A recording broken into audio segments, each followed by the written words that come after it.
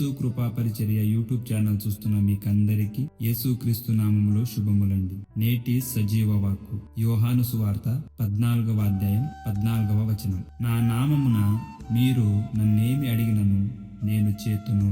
ఆమేన్. ప్రియులారా, మనము యేసు నామములో విశ్వాసముతో ప్రార్థిస్తే ఆయన మన ప్రార్థనలను ఆలకించి సమాధానం ఇస్తాడు. యేసు నామములో అని అడగడం అంటే మనకు కావలసినవి మాత్రమే కాకుండా దేవుని చిత్తమునకు అనుగుణమైన వాటిని అడగడం. అలా మనం ఆయన మీద నమ్మకంతో విశ్వాసంతో ప్రార్థించినప్పుడు ఆయన తప్పకుండా మన ప్రార్థనను విని మనకు సమాధానం ఇస్తాడు.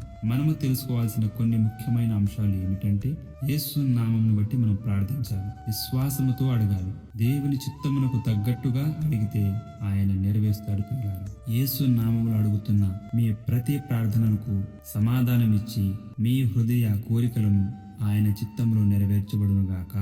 ఆమేన్.